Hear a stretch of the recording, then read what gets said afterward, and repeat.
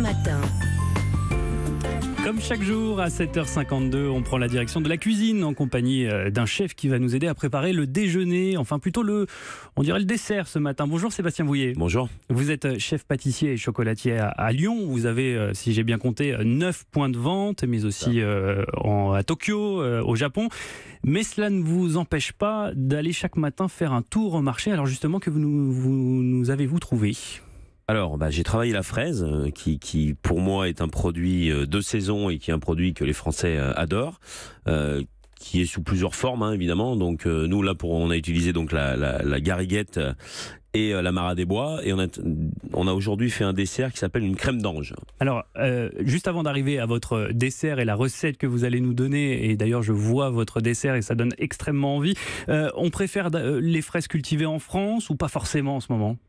Bien sûr qu'en ce moment, on privilégie la France quand on peut en trouver, parce que c'est des fois un peu compliqué. Il faut débourser combien pour une bonne barquette de fraises françaises, environ en moyenne? Si c'est des barquettes de 250 grammes, en général, c'est dans les 5-6 euros, quoi. Alors tout dépend de la variété, tout dépend sur quel marché on se rend.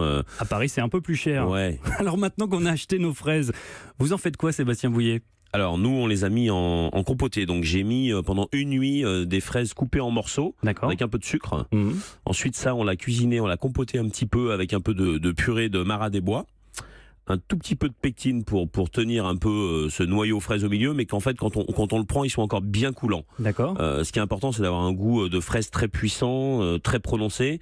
On a rajouté très peu de sucre, puisque normalement la fraise, quand on la prend à point, elle est suffisamment sucrée. Sucre, oui. Donc voilà, et ensuite on l'a mélangé à une crème très légère, citron et basilic. C'est frais, c'est parfait pour la saison. C'est ultra frais, il y a surtout une texture qui est incroyable, qui est une texture très aérienne et très peu sucrée. C'est simple, accessible à tous, votre recette, tout le monde peut le faire. Accessible à tous, sans aucun problème. C'est un dessert, mais ça peut aussi être une entrée, pourquoi pas ?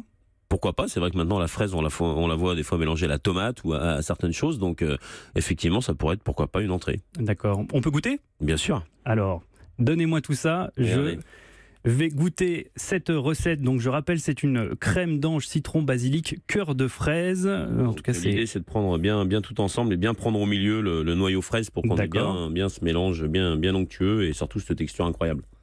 C'est fantastique. Je suis désolé, vos chers auditeurs, de ne pas pouvoir vous faire partager ce moment de bonheur à 7h55. Merci beaucoup Sébastien Bouillet pour cette recette délicieuse.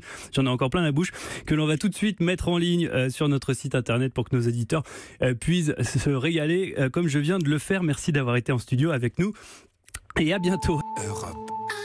Europe 1.